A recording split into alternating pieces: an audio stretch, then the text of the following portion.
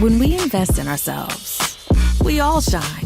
Together, we are Black beyond measure.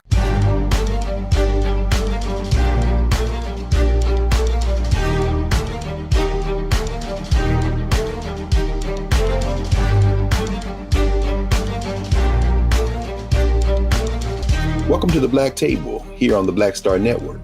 This is our weekly hour devoted to exploring ideas and subjects of special importance to people of African descent and others fighting to build a better society. Today we are joined by a regular guest here on the Black Star Network who appears frequently on the Horne Report with Brother Faraji and the Culture, but who appears everywhere.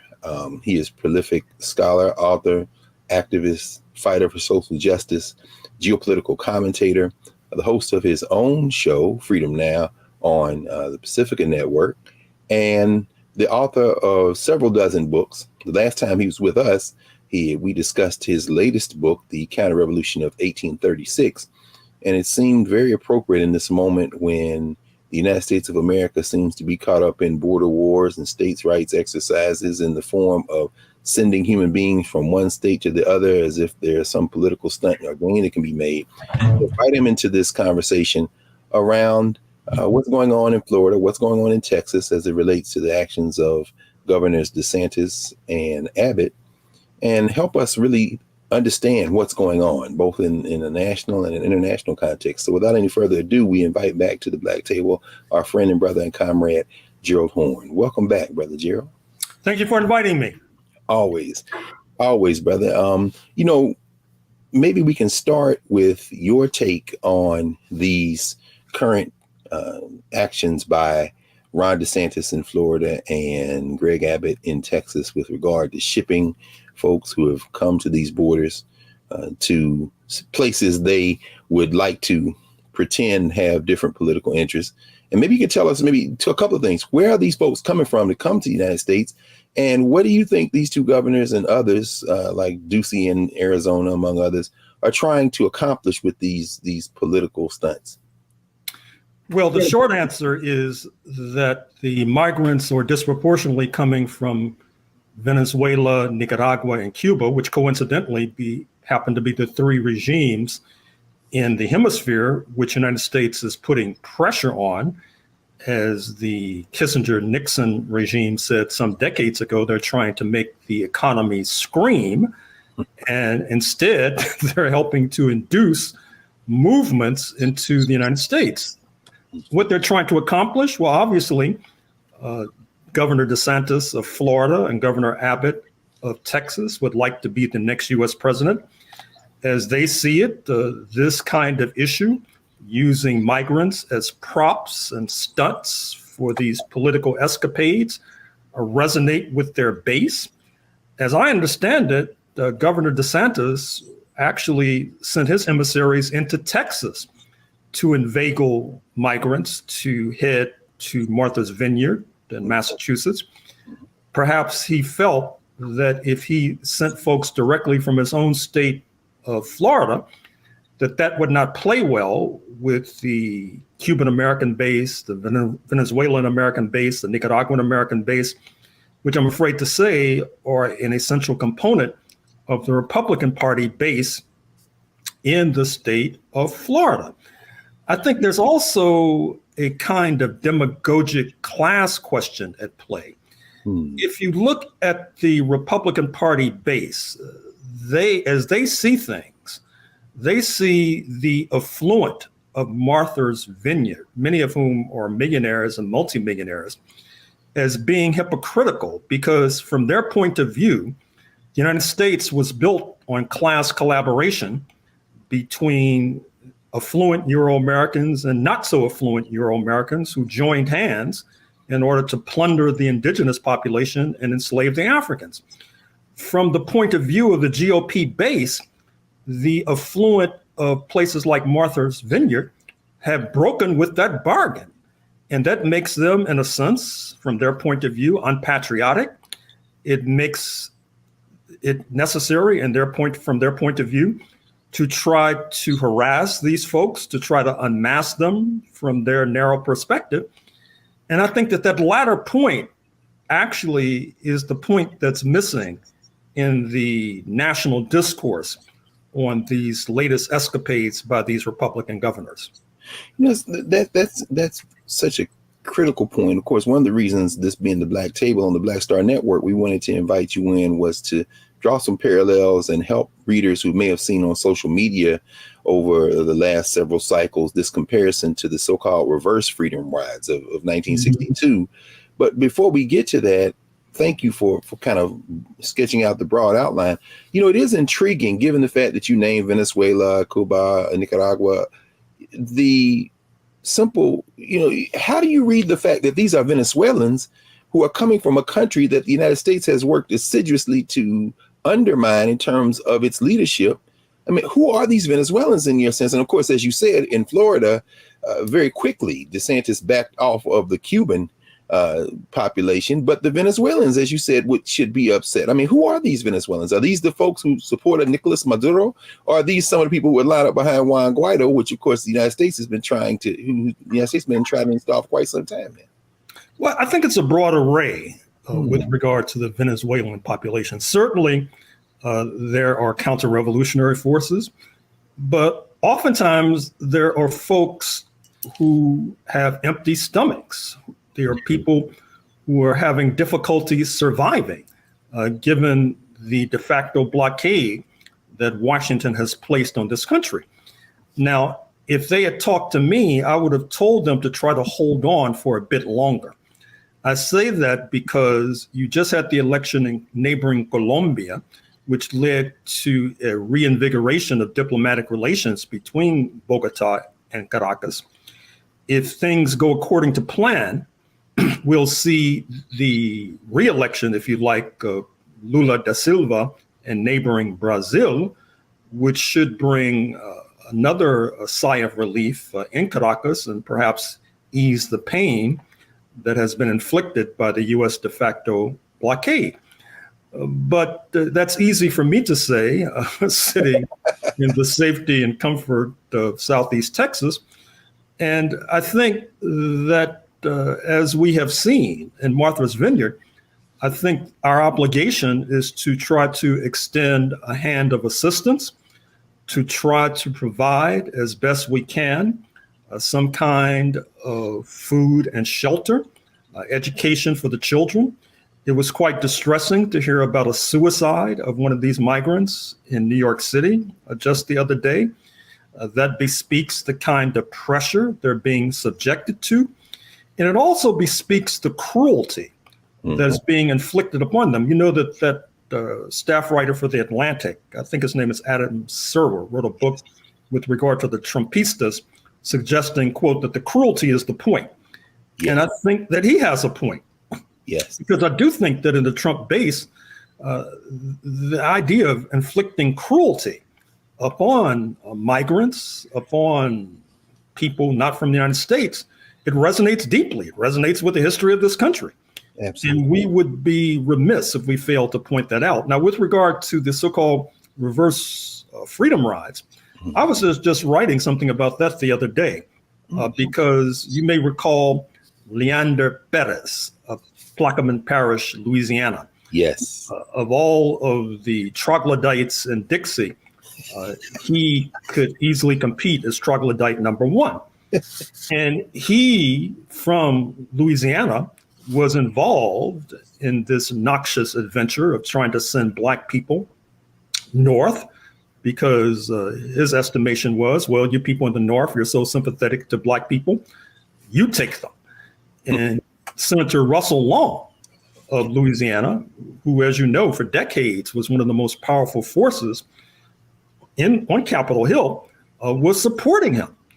And I think that should remind all of us that today the victims may be those from Venezuela, but tomorrow, particularly given this rise of neo-fascism, it's not beyond the realm of imagination that Black people, again, could be in the crosshairs for being shipped across the country like so many cattle. Wow, that's and this is something we're definitely going to get into. One of his lieutenants, which we'll talk about in a moment, George Singelman, one of the architects there of these reverse freedom rides. As you say, the push factors drawing those desperate people of African descent, poor people, out of the South, out of Texas and Louisiana and Alabama and other places in the 1960s. I guess, as you say, you make a parallel between those who are not able to hold on in places like Venezuela and other places. But, we're coming up on a break, but I can't resist the urge to ask you, I've heard you talk a lot across a number of different platforms about what you see emerging as a possible event horizon in terms of multipolar world emerging in this unique moment in history. And he like say, if they could have just held on, Lula comes back. Do you really think we are on the verge of something we haven't seen in recent memory in terms of world politics?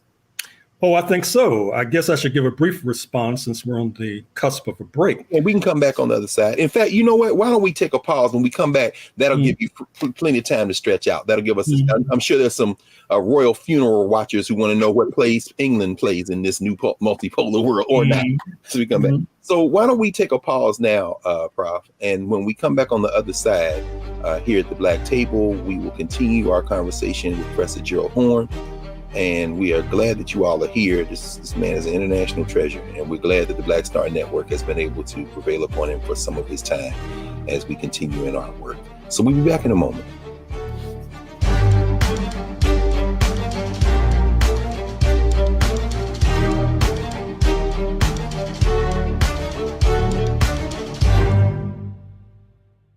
I'm Deborah Owens, America's Wealth Coach, and my new show, Get Wealthy, focuses on the things that your financial advisor and bank isn't telling you, but you absolutely need to know. So watch Get Wealthy on the Black Star Network.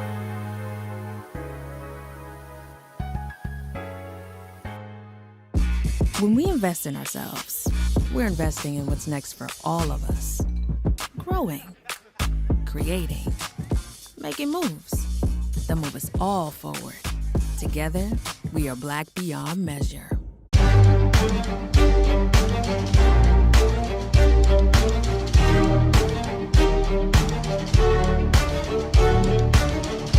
Welcome back to the Black Table here on the Black Star Network. Greg Carr here, your host with Professor Gerald Horne. And when we left, Gerald, that asked you a question about what you see emerging in terms of international politics and how even this question of migration crises and others fit in this larger scheme of things. But let me get out of your way. You were about to give us your sense of really what's going on in terms of these shifts we're seeing around the world. Well, these global shifts do not take place frequently. If you look at my book on the 16th century, I wrote at length about how and why it was that this minor monarchy on the fringes of Europe, speaking of England, in the 1500s, was able to surge forth, not least by doing an end run around the religious conflicts that were bedeviling its competitors, speaking of His Catholic Majesty in Spain, speaking of the Caliph in Turkey, Ottoman Turkey, a predominantly Muslim country.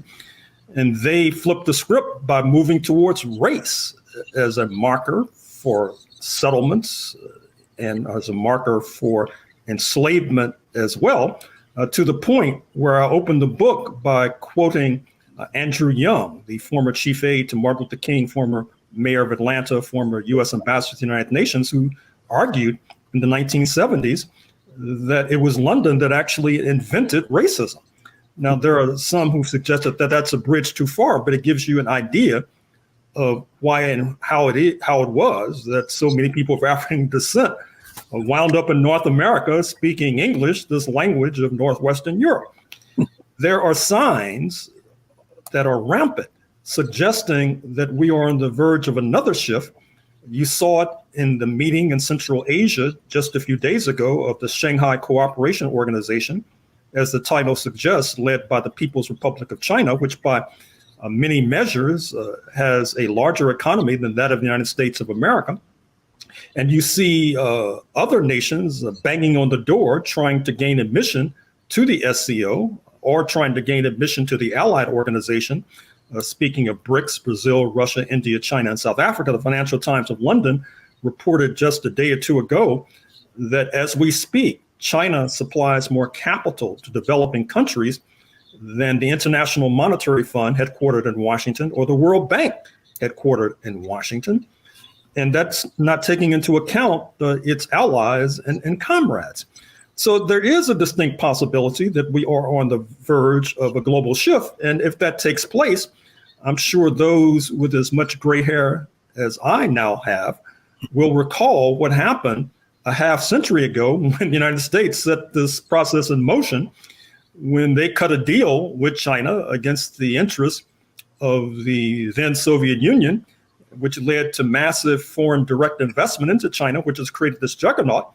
And as I point out in the 16th Century book and on other platforms, it's striking to note that Protestant London basically cut a deal against the interests of its fellow Christians, speaking of Catholic Spain, by making an alliance with what was thought to be the antagonists of the Christians, speaking of the Muslim population, not only in Turkey, but of course, populating heavily North Africa, particularly Algeria. So we are living in important times. We're living in profound times.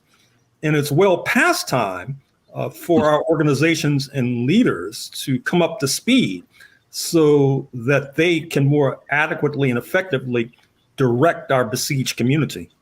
Excellent. So now that you've given us the big picture, the global picture, and you sketched out early in the first block kind of some of the hemispheric concerns, we can, I guess, in our rhythm, come back into this hemisphere thinking now about what's going on in Haiti, and certainly some of the recent pronouncements in the Dominican Republic asking for the United States to basically come in and either declare Haiti a protectorate or something, and thinking about Latin America and Central America. And as you said, those of us with enough gray hair to remember how the United States worked again assiduously against left governments in Latin America, the Caribbean, and in Central America. This time around, do you think that the U.S. and its coalition partners have that kind of muscle? Because it does seem to be that this move left in Latin America may free up those countries in ways, and in the Caribbean perhaps, in ways. Certainly Mia Moore-Motley, who has been making a lot of noise, and CARICOM is making a lot of noise about coalition politics with African countries. The folks who are finding their way to the Texas border, the places they're coming from, do you anticipate some shifts in those countries, in the Caribbean and Latin America and Central America? And if so, what might that look like? Well, it's hard to say. I mean, we'll get a glimpse of what's to come with regard to these upcoming Brazilian elections, where the incumbent Bolsonaro is pledging to do a Trump. That is to say, the result of the election will show either that he won or he was cheated. He has close ties to the military. There's a real danger and fear that he may do successfully what Trump did ineffectively, that is to say, pull off a coup and remain in power and retain power. If so, that would be terrible news for any prospect of change in this hemisphere, because Brazil fundamentally borders every nation in South America, and therefore can extend its tentacles far and wide. With regard to Haiti, that's a special case because we all know that Haiti pulled off one of the most extraordinary events in the history of the world. That is to say, a successful revolt by unpaid workers, otherwise known as slaves, between 1791 and 1804, and then leading a global crusade against slavery, not least in North America, attracting many Black people from North America to their shores. But they have been punished and pulverized ever since, up to and including a U.S. occupation between 1915 and 1934, up to and including the destabilization of President Aristide, who was president just a few years ago, or perhaps a few decades ago. And so when the president of the neighboring Dominican Republic suggests that there should be some sort of joint military intervention in Haiti, I'm afraid to say that we've seen this movie before. Yes. And it did not work out very well, not least for the Haitians. So we should be on our guard. We should be alerting our friends in the Congressional Black Caucus that they need to be on their guard, that they need to be developing programs to help to rescue Haiti from this valley into which it has fallen, because we all know that part of the migration crisis that's now unfolding also includes Haitians trying to get to the Bahamas, and then from the Bahamas to South Florida, many of them drowning in the choppy seas. To the extent that Black Americans are silent about this tragedy, we're engaging fundamentally in a self-indictment. Yes. And it really is disheartening to see some of the policy statements, or policy positions rather, that certain members of the Congressional Black Caucus have taken in the last several months. Not only maybe with regard to Haiti and U.S. Foreign policy from the administration, but with regard to the Ukraine war. I'm thinking about Gregory Meeks, of course, and perhaps in trying to get African countries to pick a side and decide with the United States. But, history moves on. Sometimes policymakers have to catch up or not, so to speak. But, let's think about this. And of course, the reason we asked you to join us today, you said you're writing about it, the reverse freedom rides. Of course, the Vice President of the United States, Kamala Harris, was deputized as a sort of border czar, I suppose, of sorts. And the governor there in Texas, Greg Abbott, sends some of the folks who have crossed the border to her house, to the Naval Observatory, which I was over there the other day watching everybody lined up in front of the British Embassy to sign the guest book. And of course, that's right there in the same neighborhood across the street from the South African Embassy, of course, where Kamala Harris lives. And these folks were dropped off there. And of course, as we'll talk about in our next block, as we walk through the history of the reverse freedom rides, we saw folks dropped off by the governor of Florida. Well, I guess he went into Texas. They claim nobody knew that he was coming. His people, as you say, in Martha's Vineyard. What do you make of this this attempt by Abbott to literally drop these folks off at the door of the sitting vice president of the United States? What was that about? Well, first of all, he's in a tough re-election race with Beto O'Rourke. Polls suggest that he's ahead by single digits. And for a Republican in Texas, that's not good news, since they controlled the levers of power across the board for about 3 decades now. And so he wants to stir up his base. Vice President Harris is not, shall we say, a popular figure amongst his base. In fact, they despise her. And once again, he's playing on that contradiction whereby people in the base of the Republican Party feel that if you look at the history of this country, there was collaboration between and amongst elites on the one hand and common, ordinary Euro-American working class people and poor people on the other hand. Now, we were able to disrupt that bargain in the 1960s.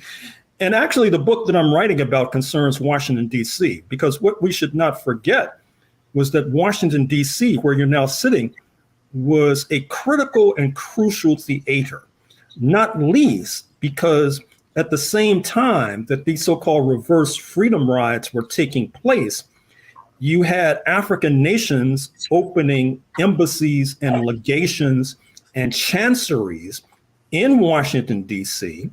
Oftentimes, they were being harassed by the Metropolitan Police of Washington, harassed by their neighbors in these affluent Northwest Washington neighborhoods. But this was compromising the United States' attempt to win over their populaces, to win their hearts and minds, to use the phrase of that era. And so that created enormous pressure on Washington to begin to try to remove the most egregious aspects of Jim Crow so that they could appeal more effectively to these African and Caribbean populations through their diplomats, envoys, and emissaries. But at the same time, this had obvious benefit for the resident so-called U.S. Negro community. As I've mentioned before, Washington tried to do an end run around that contradiction by preparing buttons to be placed on the lapels thousands of African and Caribbean diplomats so that they could enjoy restaurants and hotels and the like. But the rather genius, slick Black American students, such as at Howard University, yes, they could manufacture those. Speak with a phony accent. Sure. And gain access to these restaurants and accommodations. So the whole plan fell apart. And so Washington was dragged kicking and screaming into this new era of anti-Jim Crow. And this was not well understood by the Dixiecrats, for example, Leander Perez and Russell Long, the senator from Louisiana, who then began to launch these reverse freedom rides to further embarrass the national government, because, of course, they despised the federal government in Washington in any case, because the federal government had prosecuted the Civil War, expropriated their enslaved property in the millions, if not billions, without compensation, leaving formerly affluent families poverty-stricken. Yes. So the point that I'm trying to make ultimately is that Black Americans have a stake with regard in this immigration crisis and this migration crisis, because not so long ago, we were the props who were being used to embarrass the federal government.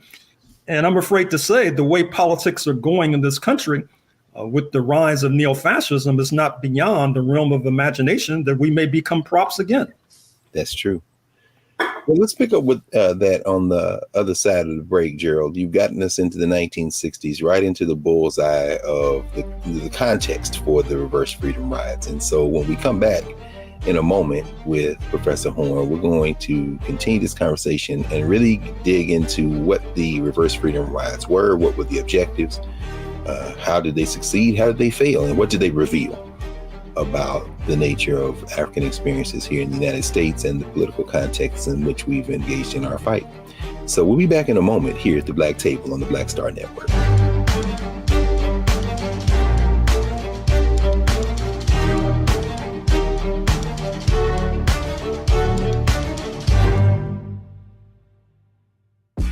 When we invest in ourselves, we're investing in what's next for all of us. Growing, creating, making moves that move us all forward. Together, we are Black beyond measure. Hi, I'm Dr. Jackie Hood Martin, and I have a question for you. Ever feel as if your life is teetering and the weight and pressure of the world is consistently on your shoulders? Well, let me tell you, living a balanced life isn't easy. Join me each Tuesday on Black Star Network for A Balanced Life with Dr. Jackie. We'll laugh together, cry together, pull ourselves together, and cheer each other on. So join me for new shows each Tuesday on Black Star Network, A Balanced Life with Dr. Jackie.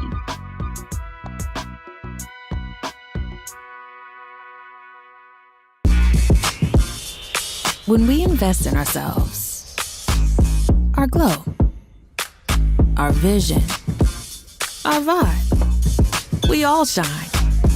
Together, we are Black beyond measure.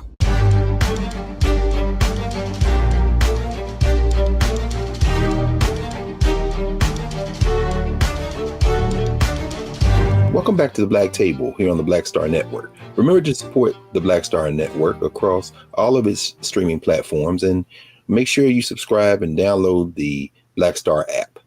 So, Gerald, when we left, you had led us right into the 1960s. You know, it reminds me of our friends, our comrades in the Student Nonviolent Coordinating Committee, and how Charlie Cobb tells that story, how they were in Atlanta and Ogingo Odinga was there, and they trying to convince him that it isn't so bad down here in the South. And so the young people met with him like, man, you don't understand what's going on here. And then, of course, they made that famous song that, if memory serves me correctly, they performed actually when Malcolm X and Fannie Lou Hamer were in New York, which led Malcolm to talk about geopolitics, as you say, in terms of this relationship, where they say Ogingo Odinga, which, of course, never happened in the way it did, as they say in the song. But Oginga was like, if you white folks don't straighten up, I'm going to call Jomo Kenyatta.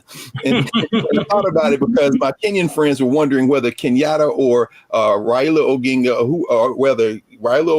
or the new president of Kenya would attend the Queen's funeral. And I don't remember which one went. But, of course, both of these sons of anti-colonial Africans who are caught up in that moment that you're writing about now. let's talk about those reverse freedom rides. I mean, of course, the same Student Nonviolent Coordinating Committee and their comrades in Carr have the freedom rides, which some of the reverse freedom rides folks, the White Citizens Council and others, claim that they are doing in reverse. So what were the reverse freedom rides? You've begun to trace it out for us, but we know in the spring of 1962, they start doing what exactly, these racists in the South? Inveigling and inducing Black Americans to get on transport to send them, for example, to Cape Cod, Massachusetts, to the Hyannisport home of then U.S. President John F. Kennedy. You asked, what did they expose? And I think it exposed a much deeper vein in the body politic of the United States of America. That is to say that close or even not so close students of U.S. history should probably know that the presence on these shores of people of African descent has been a contested phenomenon. That is to say, on the one hand, obviously, our free labor was desirable to some. But if you look at the history of the state of Georgia, for example, when it was established against the interests of the indigenous population in 1733, the idea was for Georgia to be a so-called all-white colony, so-called. But it didn't work out, obviously, since per the 2010 census, Georgia had the largest Black population in the United States of America. Today, the 2020 census says that it's Texas. But I think that episode, if you begin to trace it, you can then trace it to the American Colonization Society, which in the 19th century began to try to deport free Negroes to Liberia. That's the origins of that West African state. Many free Negroes, of course, wound up in Sierra Leone, a neighbor of Liberia. And then when you get to the U.S. Civil War, the sainted and vaunted Abraham Lincoln had a series of negotiations with various states trying to find a landing place for the newly emancipated Africans. There was a serious attempt to send our ancestors to Brazil. I talk about it in that book, in the book I wrote, The Deepest South, on the United States and Brazil. Yes. There were attempts to send our ancestors to the Dominican Republic, and that barely failed. Otherwise, many of us would not be sitting here. And then post-Civil War, you had Senator Morgan of Alabama, who had the idea of sending free Black people to the Congo after King Leopold took over that sprawling territory in West Central Africa, which by some measures is larger than Western Europe. He began dickering with Brussels to dispatch us all there. So this idea of reverse freedom rides had a lengthy genealogy, and it didn't pan out for various reasons, not least because those who the Dixiecrats were seeking to victimize had federal power at their disposal. Just like today, even though I'm not sure how serious this idea is of bringing criminal charges for human trafficking against Governor DeSantis of Florida, certainly that should cause him to divert some of his resources for re-election to hiring more lawyers to at least investigate the prospect. So once again, I think that it's very important, it's incumbent indeed for our organizations, for our leaders, for our intellectuals to keep a close eye upon this tragedy that's unfolding in Martha's Vineyard and other sites, because who is to say that we will not become the next victims, given the lengthy history of trying to send us to various climes as if we're pawns on a chessboard. Absolutely, Gerald. And it really is striking, isn't it, brother? Because this is in our living memory. I mean, you mentioned Russell B. Long, and he had, of course, it didn't get anywhere, but he did propose it. I think it was 1962, the same year as they did the reverse freedom rides. he proposes putting legislation on the floor in the U.S. Senate to send us, quote unquote, back to Africa. And this is in our living memory. And so, and as you talk about these push and pull factors, you started, of course, in the first block talking about these kind of intra-racial class issues in white communities in the United States. In the Black community with the reverse freedom rides, even as they call themselves trying to make a point, there are some pull factors as well, like the immigrants you have already discussed coming from Central America and other places. There in Latin America, there are people, poor Black people, leaving the South in the 1960s, early 1960s, to the rate of around 400 people a day, maybe 150,000 people a year by the first half of the 1960s. And some of these folks who get on these rides are induced. These reverse freedom rides are induced in the same way, as you say, these folks in San Antonio, and there seems to be a local sheriff who's already started to say he's going to investigate. What did you promise these people jobs? Well, they absolutely, as we know, in the reverse freedom rides in places like New Orleans, they put ads in the paper. We'll give you money. We'll give you a free ticket. And there's a job or job training waiting for you on the other side, and then they try to induce the NAACP and the Urban League to help them. These racists say, well, so I mean, how do you interpret the pull factors, both on those who participated in reverse freedom rides then, and how does that compare to the immigrants now who are saying, hey, I have nothing to lose? Well, it's very interesting. That Charles Blow, the Black columnist for the New York Times, he's been on the soapbox lately, clamoring for so-called reverse migrations, suggesting that he's moved to Atlanta, for example. Yes. He thinks that Black people should be moving south of the Mason-Dixon line for various reasons that we need not go into here. Well, did he read Behold the Land? Perhaps he read Behold the Land, Gerald. He's channeling his inner Du Bois. But go ahead. Well, I don't dismiss that altogether. If you have a job opportunity in Atlanta, why turn it down if you're living in Manhattan? But at the same time, I think that there is a reason why over the decades, there has been an influx north of the Mason-Dixon line into places like Chicago and Detroit and Cleveland from Alabama and Mississippi. I grew up in St. Louis, and my parents were born and raised in Mississippi. I grew up on a steady diet of horror stories about Mississippi. One of my mother's favorite sayings was, "Don't tell me nothing about Mississippi." I've been reading your sister's book about y'all's mom. No question. There's a reason for that. I still have burned into my memory the idea that you had to step off the sidewalk if they were coming towards you on the sidewalk in Mississippi, that you could be executed if you looked the person in the eye when you were talking to them. You were supposed to look down or look away. Yes. And so this is a very complicated question. And as I've tried to stress, I'm not sure if it's all behind us. I think one of the points I've been stressing in my work is that there was a very unique and peculiar confluence that led to the erosion of Jim Crow in the 1950s and the 1960s, not least that international pressure that I was just sketching a moment or two ago. But I think that some of our leaders and organizations felt that there was a final settlement of what used to be called the Negro question, but actually there was just a truce.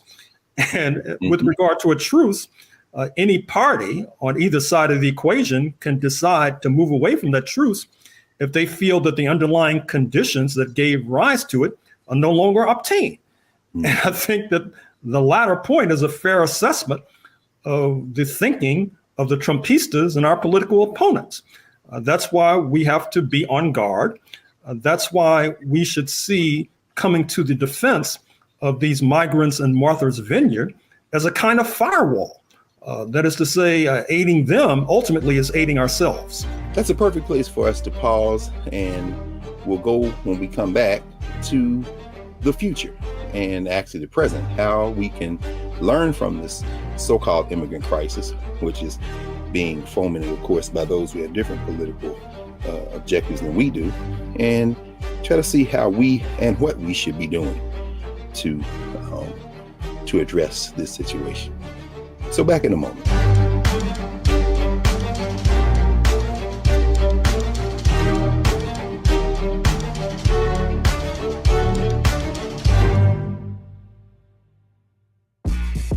invest in ourselves, we're investing in what's next for all of us. Growing, creating, making moves that move us all forward. Together, we are Black beyond measure. When you talk about blackness and what happens in Black culture, we're about covering these things that matter to us, speaking to our issues and concerns. This is a genuine people-powered movement. There's a lot of stuff that we're not getting. You get it, and you spread the word. We wish to plead our own cause. Too long have others spoken for us. We cannot tell our own story if we can't pay for it. This is about covering us. Invest in Black-owned media. Your dollars matter. We don't have to keep asking them to cover our stuff. So please support us in what we do, folks. We want to hit 2,000 people, $50 this month, raise $100,000. We're behind 100,000, so we want to hit that. Y'all money makes this possible.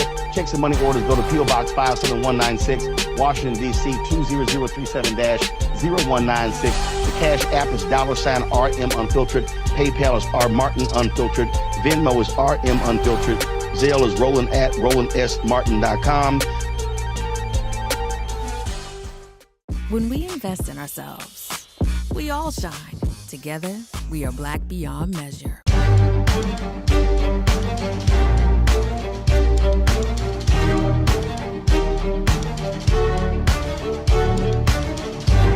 Welcome back to the Black Table here on the Black Star Network. Don't forget to support the Black Star Network, download the app, subscribe, and follow our shows across all streaming platforms. We're wrapping up today with Professor Gerald Horne, who has given us a global and a local and historical perspective on this ginned up immigrant crisis. And we've used the so-called reverse freedom rides as a point of entry to think about how Black folk here in the United States should really be thinking about and acting on addressing this question of migration and crisis. Gerald, it's fascinating to hear that one of your current projects is talking about Washington, D.C. and this kind of center of not only the current fracturing world system, but how that connects directly to these reverse freedom rides and the implications for them. One of the things that emerged in the reverse freedom rides is this assertion that there was surplus Black labor in the South. The idea that there was, mechanization, that there were subsidies to kind of put a cap on cotton production and other things, and folks were leaving in part because they wanted to drive them out of the South. I'm wondering what you think about the nature of immigration and migration as it relates to the shifting economies of the hemisphere and of this country. And as Black folk, what should we be thinking about in terms of just not only the economy, but our place in it? And how should we be thinking about folks who are coming here? Because we both heard Black folks say, well, I have no sympathy for these immigrants. They're taking our jobs. And I mean, it seems to me that's very deeply flawed thinking, but could you help us understand that so we're not necessarily so hostile toward these folks who are coming here? Well, first of all, with regard to the hemisphere, as noted, one of the pull factors, or push factors, I should say, driving people from Nicaragua and Venezuela and Havana in particular, is the U.S. campaign crusade against these governments. That is to say, if a government arises that seems to want to redistribute the wealth from top to bottom, the United States goes into overdrive in trying to destabilize those governments. Of course, those regimes that are interested in destabilizing wealth from bottom to top basically get a pass. But of course, that doesn't mean that the poor people get a pass, because oftentimes they feel compelled to leave their homelands too because of poverty. With regard to changes in the economy, as we speak, you have the rise of artificial intelligence. You see it at the checkout counters of drugstores and grocery stores, whereas you once dealt with a human being and now you deal with some mechanical contraption. That's right. We've been promised that just around the corner are driverless vehicles, which should cut a prodigious swath through Uber and Lyft drivers, not to mention through truck drivers. There are, of course, specialists who disagree with that analysis, but we shall see. And certainly we should not be surprised if the ranks of the employed, particularly in our community, begin to decline, which would then lead to rising unemployment with the prospect of Trumpistas returning to power in November of 2024, if not before. With regard to the present moment, I've noticed that LULAC, the League of United Latin American Citizens, has been on the case in Martha's Vineyard in particular. I would like to see them joined by the NAACP. I have no reason to think that that's not happening. And indeed, just like I would like to see a further collaboration between the NAACP Legal Defense and Education Fund and its peer, its counterpart, the Mexican American Legal Defense and Education Fund, because obviously the issues are parallel, the issues are in common, and I'm not sure if we have enough strength on our own to go it alone, certainly domestically, and definitely we need international support as well. And I would imagine through MALDEF, the Mexican American Legal Defense and Education Fund, we could be reaching out to our friends in Mexico City who over the decades have been very helpful to our struggle, going back at least to the struggles of Black heavyweight boxing champion Jack Johnson at the turn of the 20th century, who received succor and support from friends in Mexico City. So I don't think that there is a deficit in terms of trying to discern what is to be done. The only problem might be political will. And there it is, political will. And thinking about the crisis in Jackson, crisis in Flint, the ability of local lawmakers, state-based lawmakers to strangle these places, in part because they come off as blaming this on mismanagement, when in fact they sound almost like some of these moderate, quote unquote, moderate white, relatively speaking, moderate white policymakers in the 60s who, when the White Citizens Council approached them to fund the reverse freedom rides in places like Arkansas and Louisiana, they balked because, as you said, they did not want to further exacerbate the relationship with these emerging non-white nations, certainly the African nations, and they didn't want to be painted as racist. But they seem to be terribly effective when they appear to be more moderate, when in fact we know they're not. So I guess in the moments that we have before we wrap, I'm wondering if you might take a stab with your lawyer hat on to speculate a little for us. Could DeSantis be in trouble here, inducing folk onto a plane in San Antonio, a quick stop in Florida, and then maybe another one before you end up in Cape Cod? You know, is this a matter of will too? I mean, if you put the case together, shouldn't this be kind of open and shut, or what do you think?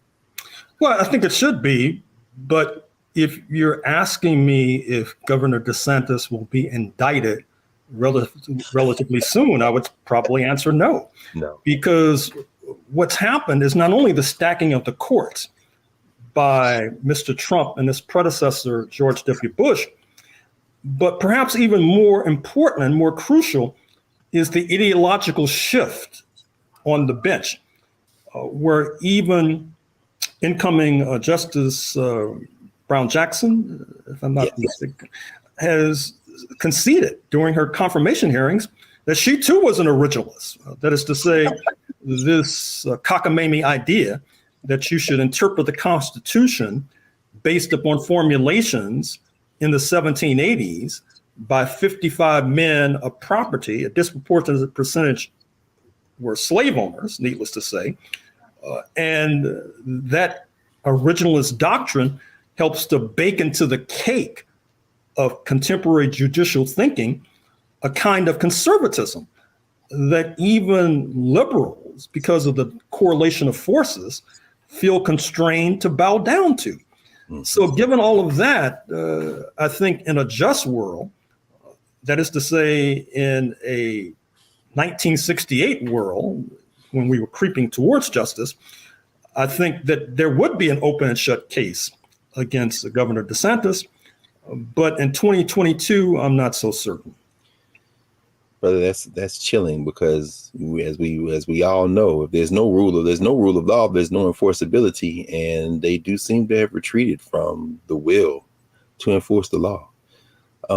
We're deeply grateful, Gerald, that you spent this hour with us here at the table, and this really allows us to have a starting point to think through some of the things that are occurring, and equally important to act as a result of having a little bit more information and perspective. So thank you again, brother.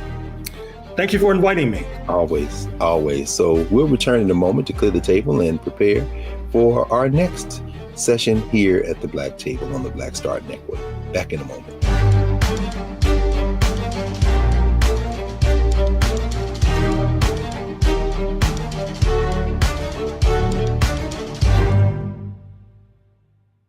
When we invest in ourselves, we all shine. Together, we are Black beyond measure. Hatred on the streets, a horrific scene, a white nationalist rally that descended into deadly violence. White people are losing their damn minds. An angry pro-Trump mob storms the U.S. Capitol. We've seen shooting. We're about to see the rise of what I call white minority resistance. We have seen white folks in this country who simply cannot tolerate black folks voting. I think what we're seeing is the inevitable result of violent denial. This is part of American history. Every time that people of color have made progress, whether real or symbolic, there has been what Carol Anderson at Emory University calls white rage as a backlash. This is the rise of the Proud Boys and the Boogaloo Boys. America, there's going to be more of this. Here's all the Proud Boys, guys. This country is getting increasingly racist in its behaviors and its attitudes because of the fear of white people. The fear that they're taking our jobs, they're taking our resources, they're taking our women. This is white fear.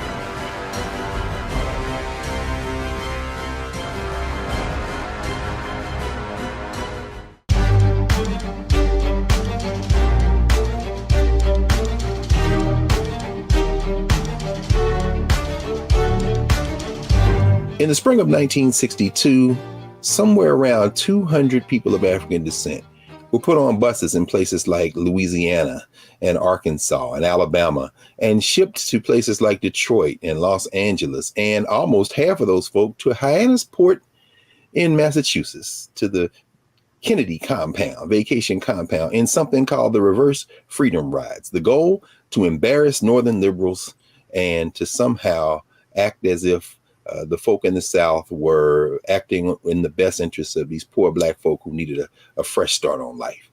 Here we are in 2022, and we see the governors of Texas and Arizona and Florida sending folks who are coming to the United States, having been pushed out of their countries, in part because of the actions of the United States government, sending them to the residence of the Vice President of the United States here in Washington, D.C., to Martha's Vineyard off Cape Cod.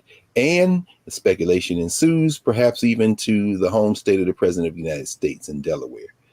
The parallels are very striking, and Gerald Horne has helped us not only see those parallels, but to interpret them. The question that Gerald left us with, the question that Professor Horne leaves us with always is, do we have the will? Do we have the will to stand on the right side of history and come together in all of our coalitions and all of the power that we have when we come together to intervene on behalf of our common humanity and stop this rising neo-fascism? I guess time will tell. So we're glad to have you here at the Black Table. Remember to subscribe to the Black Star Network, download the app, and we look forward to seeing you next week with another conversation here at the Black Table.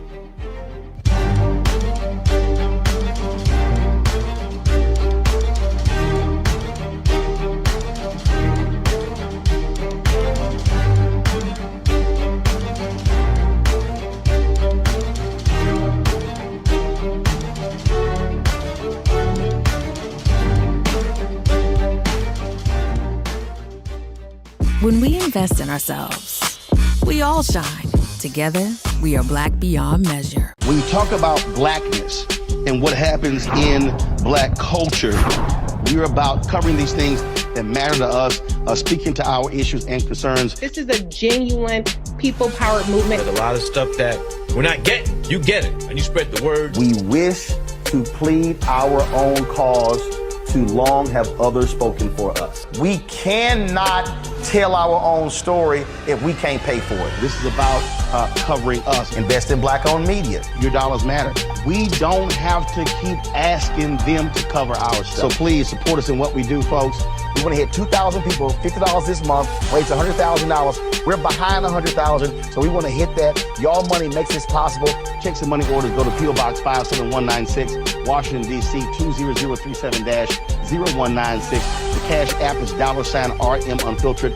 PayPal is R Martin Unfiltered. Venmo is RM Unfiltered. Zelle is Roland@RolandSMartin.com.